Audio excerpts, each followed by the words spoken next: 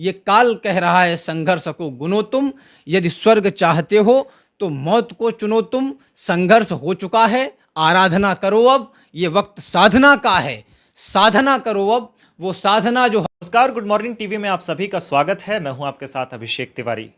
लगातार हम कवियों से बात करते हैं, साहित्य पर चर्चा करते हैं और इसी साहित्य पर चर्चा के लिए आज हमारे साथ उत्तर प्रदेश के इटावा से वीर रस के कवि राम भदावर हैं।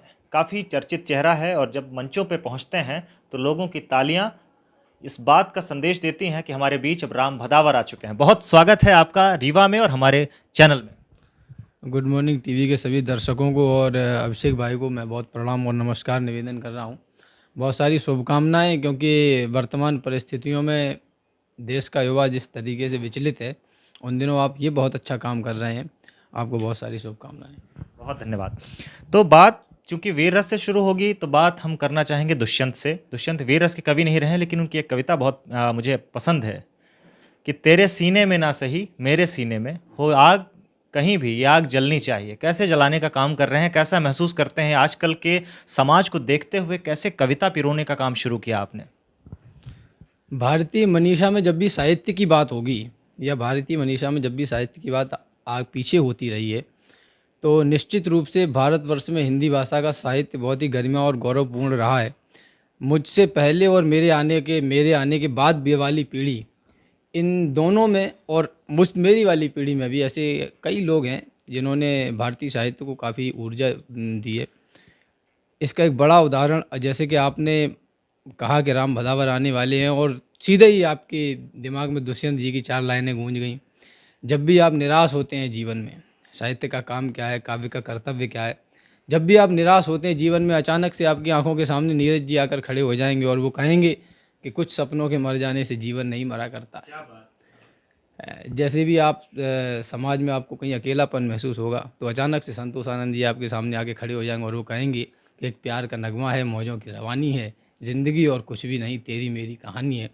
हम लोग अल्लड़ फ़कीरों की तरह देश में इधर उधर यात्राएं करते हैं, कवि सम्मेलन करते हैं। उद्देश्य सिर्फ इतना है, वीर रस, रंगार या हास्य या किसी भी रस की बात नहीं है। ये आदमी के, व्यक्ति के जीवन के अलग अलग आयामों की विवेचना है जो हम लोग कविता के माध्यम से कर रहे हैं। और मुझे मेरे बुजुर्गों ने, मेरे पुरखों ने ये सिखाया है कि कविता एक मात्र माध्यम है किसी भी बात को बहुत अच्छे तरीके से कहने का। वही सब हम लोग कर रहे हैं और निश्चित रूप से कविता बड़ा ही सकारात्मक परिवर्तन समाज में लेके आएगी। कितनी अच्छी बात और कितने सरल शब्दों में आपने कही है, दर्शकों को भी समझ में आएगी। आपने संतोष आनंद जी का नाम लिया और आपने नाम लिया कि किस तरह से जैसे ही जीवन में कुछ परिवर्तन होता है इनकी याद आती है। राम भदावर को कब याद किया जाए? आप ये बात बहुत अच्छी बात आपने कही। मैं आपको बताऊं मैंने क्या किया या मैं क्या कविता लिख रहा हूँ, या कोई भी कवि अगर उससे व्यक्तिगत आप पूछेंगे तो मुझे लगता है कि उसका उत्तर यही होना ही चाहिए कि मेरे आने वाली नस्लें, मेरे बाद आने वाली पीढ़ी ये बताएगी कि मैं कितना काम कर पाया हूँ। कविता कैसे लिखी जाए या कविता कैसी होनी चाहिए, ये तो मुझसे पहले के लोगों ने लिख के बता दिया। जहाँ बिंद महाराज लिख देते हैं कि विश्व सब वारों भूमि भारत के कण कण पे, भारत को वारों बरसाने ब्रज खोरी पे, ब्रज के परिहासन पे, स्वर्ग के विलास वारों, इंद्र पद वारों बिंद माखन कमोरी पे, और वृंदारक वृंद वारों एक ब्रजवासी पे, ब्रजवासी वारों ब्रज गोपिन की पोरी पे, ब्रज गोपी वारों श्री कृष्ण मनमोहन पे, कृष्ण को वारों ब्रसवान की किशोरी पे। तो हम क्या कविता लिखेंगे, लेकिन हाँ माध्यम भर हैं, बुलबुला भर हैं, प्रयास भर हैं। समय के निरंतर कालखंड में से कुछ हिस्सा मुझे और आपको एक साथ जीने के लिए मिला है। तो कहीं राम अवतार त्यागी जी लिखते हैं, जी रहे हो जिस कला का नाम लेकर, जानते भी हो कि ये कैसे बची है, सभ्यता की जिस अटारी पर खड़े हो वो हम ही गुमनाम लोगों ने रची है। अगर राम भदावर को याद करने की बात आएगी तो ये मेरे बाद आने वाली नस्लें तय करेंगी। चाहते हो विश्व भर में आपका डंका बजे, तो जिंदगी के प्रश्न चिन्हों को स्वयं हल कीजिए, और चाहते हैं यदि सफलता के नए कैलाश को, तो आइए पहले परिश्रम का हलाहल पीजिए। इतनी बढ़िया वेशभूषा, इतने सुंदर बाल, वीर रस ही क्यों चुना? श्रृंगार भी चुन सकते थे। दरअसल मैंने पहले भी कहा, भारतीय हिंदी के साहित्य की जब भी बात होगी तो आदि कवि से लेके मेरा जो पुरखा है, जो मेरा पहला कवि है, जो मेरा आदि कवि है, वो क्रोंच की व्यथा देख के करुणा से कविता का प्रारंभ हुआ, और वहाँ से लेके अब तक श्रृंगार प्रेम इससे ही जीवन चलेगा, ये बात निश्चित रूप से सही है। लेकिन प्रेम करने के लिए तो युगों में अवतार लेना पड़ता है, इस साधारण मनुष्य से वो काम संभव नहीं है। ये तो शरीर की भावनात्मक, आर्थिक, स्वार्थ और भौतिक आवश्यकताएं हैं जिनको हमने प्रेम का नाम दे दिया है।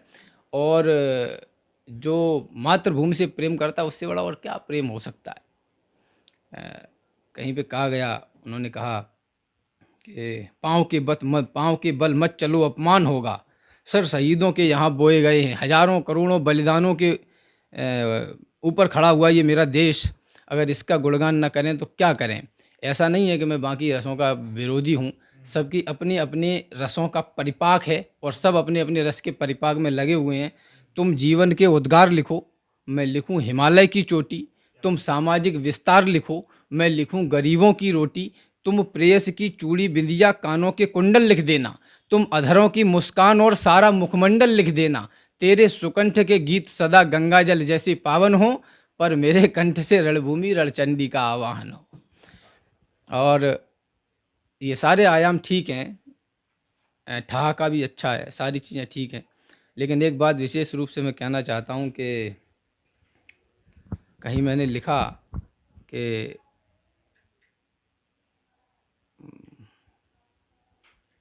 उधर कोई निकलता है लिए शमशीर हाथों में, तो क्या बैठे रहोगे तुम लिए तकदीर हाथों में।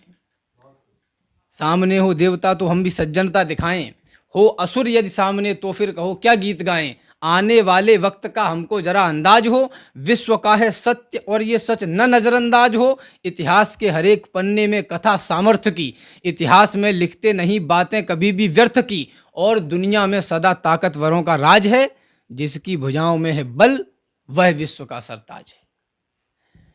और भारतवर्ष में आप देखें चाहे कितने भी विचारक रहे हों, संत रहे हों या कोई भी रहा हो, एक ही चीज़ है, कोई किसी का शोषण वोषण नहीं करता है, कोई किसी को दबाता नहीं है। हमेशा ताकत कमजोरी के ऊपर राज करती है, और जो ताकतवर नहीं होगा उसके लिए दुनिया में कोई जगह नहीं। बहुत बढ़िया दर्शन है कि कोई किसी को दबाता नहीं है, ताकत अपना अपना दृष्टिकोण है। बहुत अच्छा दृष्टिकोण रखा है। एक बहुत ही सामान्य क्वेश्चन आपसे पूछना चाहूँगा। दर्शकों को ये लगता है, श्रोताओं को ये लगने लगा है अब कि अब तो कोई जंग भी नहीं होती है, अब वीर रस को कंटेंट कहाँ से मिलता है, मतलब विषय कहाँ से चुनेंगे आप। अब जंग भी नहीं है, पाकिस्तान भी अब कमज़ोर पड़ चुका है, तो ये कंटेंट बहुत सामयिक क्वेश्चन है, ये बहुत प्रश्न है। तो कहाँ से चुनेंगे आप। महाराणा प्रताप पर लिखा जा चुका है, भगत सिंह पर लिखा जा चुका है, ठीक है हम और अच्छा लिख सकते हैं, लेकिन अब जो नए लोग हैं, नई पीढ़ी के लोग हैं, उनको जागरूक करने का, उनको इतना उत्साहित करने का क्या मतलब रह जाता है। बहुत बड़ा, मैं इसको अच्छा नहीं, मैं इसको अद्भुत प्रश्न कहूँगा। वो ऐसे एक बहुत आम सी फिलॉसफी है, एक बड़ा आम सा दर्शन है कि जीवन संघर्ष का नाम है, और जब तक संघर्ष है तब तक आपको वीरत्व धारण करना ही पड़ेगा।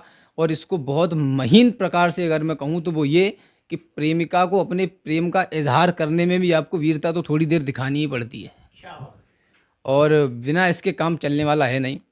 आप देखें कि चाहे मैं हूँ या आप हों, सबके मन में, सबके अंदर एक अंतर्द्वंद चल रहा है, जीवन में सफलता कैसे पाई जाए, जीवन में उद्देश्य क्या है इसका। ये जो अंतर्द्वंद है यही आपके पौरुष, शौर्य, पराक्रम और वीरत्व को जन्म देता है। जंग हो या न हो ये अलग का विषय है, लेकिन साधनाएं कभी समाप्त नहीं होती।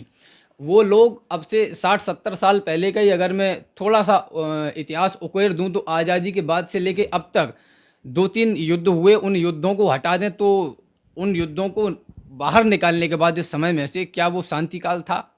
शांति काल कभी नहीं होता है, हमेशा ताकत, पिछली बात में फिर से दोहरा रहा हूँ, हमेशा ताकत कमजोरी के ऊपर राज करती है। और अच्छाई बुराई दोनों समाज में, भगवान है तो शैतान भी है, दिन है तो रात भी है, और अंधेरा है तो उजाला है। अंधेरा न बढ़े, उजाला हमेशा बना रहे, इसलिए वीरत्व धारण करने की आवश्यकता है। आज छोटे से गांव से निकल के कोई लड़का शहर में जाता है और अपने आप को स्थापित करने के लिए, आर्थिक रूप से संपन्न करने के लिए, शिक्षित करने के लिए, क्या उसको संघर्ष नहीं करना पड़ेगा? क्या उसको जंग नहीं लड़नी पड़ेगी? हर बार लड़नी पड़ेगी, हर जगह लड़नी पड़ेगी, हर परिस्थिति में लड़नी पड़ेगी। के लिए जरूरी नहीं कि जंग हो। राम भदावर का कहना है कि वीर इसके लिए जरूरी नहीं है कि जंग हो, संघर्ष जीवन भर चलता रहता है और उसी संघर्ष को जागृत करने के लिए हम वीर रस की कविताओं का श्रवण करें। और राम भदावर यही चाहते हैं। हाँ जी, हम चाहते हैं कि एक कविता जो लाखों आपके दर्शक हैं, करोड़ों दर्शक हैं, आपके YouTube पर देखने वाले हैं श्रोता, जब मैंने आपका परिचय भी ऐसे ही कराया कि तालियों की गड़गड़ाहट बता देती हैं कि राम भदावर खड़े हो चुके हैं। एक कविता हमारे दर्शकों की। मैं जिस क्षेत्र से आता हूँ इटावा से, वहाँ एक बहुत ही शानदार कवि हुए शिशुपाल सिंह शिशु जी। उनकी कविता की दो पंक्तियाँ मुझे अमूमन अचानक से याद आ जाती हैं। उन्होंने कहा कि प्रकृति का महाबदसकल पुत्र रण है, बचे इससे धरती तो आंचल हरा हो, मगर व्यंग खोटे किए जा रहे हैं, समर को निमंत्रण दिए जा रहे हैं। अभी सद्विचारों से ही काम लूँ, फिर तुम्हारे दुधारों को आवाज़ दूंगा। इन पंक्तियों को केंद्रित करके कहना चाहता हूँ, देश के वो तमाम लोग जिनकी धमनियों में भारतवर्ष कहीं 24 घंटे सातों दिन में एक क्षण के लिए भी दौड़ता हो, तो वो सुने कि होता रहेगा केवल संवाद यदि यहाँ पर, करते रहे समय को बर्बाद यदि यहाँ पर, आरोप लांछनों का केवल चलन रहेगा, बस आंकड़े रहेंगे और आकलन रहेगा, तो फिर बुरे समय को तुम रोक पाओगे क्या, और गर्व से ये छाती भी ठोक पाओगे क्या। आरोप है हमारा सिंहासनों के ऊपर, राजा मदांध होकर चलता सदा वहीं पर, जो कल तलक किया था वो आज कर रहे हैं, वो राज कर रहे थे वो राज कर रहे हैं। इन जुगनुओं के झुंड से दिनमान मांगते हो, पाताल निवासी से उत्थान मांगते हो। ये काल कह रहा है संघर्ष को गुनो तुम, यदि स्वर्ग चाहते हो तो मौत को चुनो तुम। संघर्ष हो चुका है, आराधना करो अब, ये वक्त साधना का है, साधना करो अब। वो साधना जो हमको उन्नत शिखर दिलाए, वो साधना जो पहले जैसा प्रखर बनाए, वह साधना जो गीता का सार भी सिखाए, वह साधना जो रण में तलवार भी चलाए। क्या बात है, बहुत खूब, बहुत खूब। मतलब शब्द नहीं है मेरे पास, सच में उत्साहित कर दिया आपने। तो अब राम भदावर क्या चाहते हैं कि जो नए लड़के आ रहे हैं, जो आपकी पीढ़ी के लोग हैं, वो वीर रस को कैसे लिखें। आपने कह दिया कि रोज संघर्ष चलता है, उस संघर्षों पर आपको विषय चुनना होता है। तो राम भदावर क्या चाहते हैं वीर रस के उन नए लड़कों के लिए, आप भी चूंकि नए हैं तो अपने साथियों के लिए क्या चाहते हैं कि कैसा, क्या कमी है और किसको और ज़्यादा जिस पर काम करने की ज़रूरत है। मेरे साथ के या मेरा जो अभी कविता के क्षेत्र में 3, साढ़े 3, 4 साल का जो अनुभव है, उसके आधार पर मैं विशेष रूप से नए और नवांकुर लोगों से जो लिखने का प्रयास कर रहे हैं किसी भी विधा में, चाहे वो गद्य लिख रहे हैं, उपन्यास लिख रहे हैं, नाटक लिख रहे हैं, कविता लिख रहे हैं, या किसी भी क्षेत्र में जहाँ लेखन से संबंधित अगर है, तो एक बहुत बड़ी कमी जो मैं देख रहा हूँ वो ये कि अध्ययन कम हो गया है और यूट्यूब आपके दिमागों पे हावी हो गया है। हम कोई भी जानकारी बहुत शॉर्ट कम समय में बहुत ज़्यादा जानकारी चाहते हैं, किताबों की तरफ से पीछे आ गए। इसका एक बहुत बड़ा नुकसान, बहुत बड़ी हानि जो हिंदी साहित्य को हुई कि हिंदी साहित्य का एक बहुत बड़ा पाठक वर्ग वो हिंदी साहित्य से कट गया। आप देखें 10 या 15 साल पीछे चले जाएंगे तो आपके घर में भी आपके बड़े भाई या पिताजी बड़ी बड़ी अच्छी खासी लाइब्रेरी हम लोगों के घरों में उपन्यासों की और कॉमिक्सों की हुआ करती थी।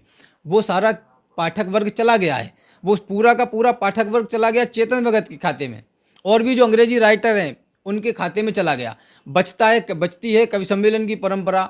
इन्होंने कवि सम्मेलन ने एक बहुत बड़ा काम ये किया, वो जो पाठक वर्ग था हिंदी का उसको उठा के श्रोता बना दिया। और जिस प्रकार से ये सोशल मीडिया कवि सम्मेलनों के ऊपर हावी हो रही है, वो दिन भी बहुत ज़्यादा दूर नहीं है जब आपका ये श्रोता भी आपसे कट जाएगा। और नए लोगों से यही कहना चाहता हूँ, अध्ययन करें, मंथन करें, उसके बाद लेखन करें, और इस दिशा में बिल्कुल न रहें कि आप इसको ही अपना कैरियर बनाएं।